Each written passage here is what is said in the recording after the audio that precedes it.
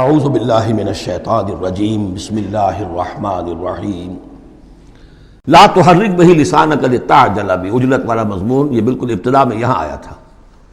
اے نبی آپ اس قرآن کے اب دیکھیے، اب گفتگو حضور سے شروع ہو گئی۔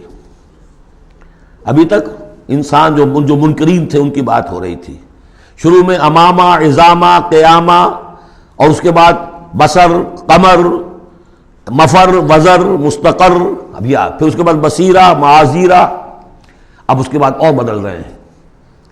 لا تحرک بہ لسانک لتعجل بہ، آپ اس قرآن کے ذریعے سے قرآن کے ساتھ اپنی زبان کو تیزی سے حرکت نہ دیں کہ جلدی سے آپ اس کو یاد کر لیں۔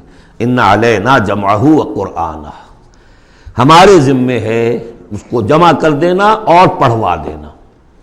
جمع بھی کر دینا کہ اس میں سے کوئی حصہ جو ہے آپ بھولیں نہیں، اور قرآن بھی اس کی ترتیب بھی ہم بتاتے جائیں گے کہ اب جو وحی آئی ہے اس کو کہاں رکھنا ہے، تاکہ اس کی ترتیب معین ہو جائے۔ فَإِذَا قَرَأْنَاهُ فَاتَّبِعْ قُرْآنَهُ، پھر جب ہم پڑھوائیں اس کو جس ترتیب سے، اسی کی پیروی کیجیے گا۔ یہ ترتیب وہ ہے ترتیب مصحف جس کے تحت کے قرآن مرتب کیا گیا، اور ہم مانتے ہیں کہ یہ ترتیب نزول کی نہیں ہے۔ نزول کے ساتھ ہی اللہ تعالیٰ کا حکم آتا تھا کہ اب یہ وحی فلاں جگہ ہوگی۔ ثم ان علینا بیانہ، پھر ہمارے ذمے ہے اس کو واضح کر دینا بھی، جیسے کہ ہم دیکھ چکے ہیں قرآن مجید کی تبیین کرتا ہے۔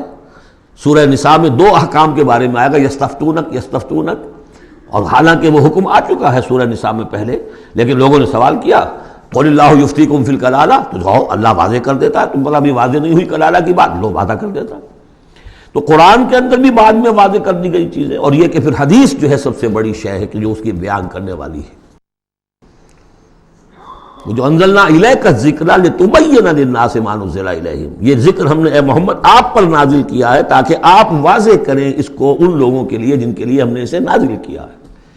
نازل آپ پر کیا ہے، صرف آپ کے لیے تو نہیں کیا ہے آپ پر، نازل کیا ہے لوگوں کے لیے۔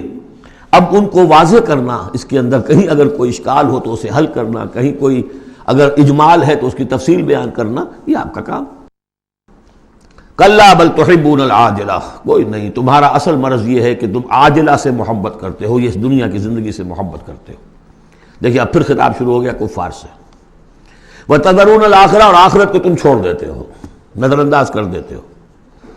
وجوہ یومئذ ناظرہ، حالانکہ بہت سے چہرے اس دن ہوں گے تر و تازہ، میدان قیامت میں کھڑے ہوں گے تو جیسے اسکول چلڈرن کھڑے ہوتے ہیں اپنا رزلٹ سننے کے لیے، تو بعضوں کے چہرے کھلے ہوتے ہیں، پہلے سے معلوم ہے انہیں کیا کچھ کر کے آئے تھے، اور بعض کے چہروں کے اوپر دھواں ہے، اس لیے ہے کہ انہیں پتا ہے کہ کیا ہی کچھ نہیں تھا، فیل تو ہونا ہی ہونا ہے۔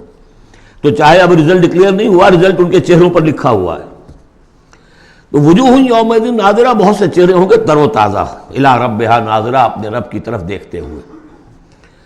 اس میں بعض لوگوں نے یہ کہا ہے کہ ناظرہ سے مراد ہے انتظار کر رہے ہوں گے اپنے رب کی رحمت کا، اس لیے کہ رویت باری تعالیٰ جو ہے وہ تو ممکن نہیں ہے کہ میدان حشر میں ہو جائے، لیکن میرے نزدیک انہی حضرات کی رائے زیادہ صائب ہے جو سمجھتے ہیں کہ رویت ہوگی۔ اہل ایمان کو عین میدان حشر میں بھی ایک درجے کی رویت باری تعالیٰ سے مشرف کیا جائے گا۔ یہ مضمون آ جائے گا سورہ مطففین میں، واضح ہو جائے گا۔ اس کے برعکس وجوہ یومئذ باسرہ، بہت سے چہرے ہوں گے اس روز سوکھے ہوئے، اترے ہوئے، اداس۔ تظن ان یفعل بہا فاقرہ، ان کو یقین ہوگا کہ اب ان کے ساتھ وہ سلوک ہوگا جو ان کی ریڑھ کی ہڈیاں توڑ کے رکھ دے گا۔ صدق اللہ العظیم۔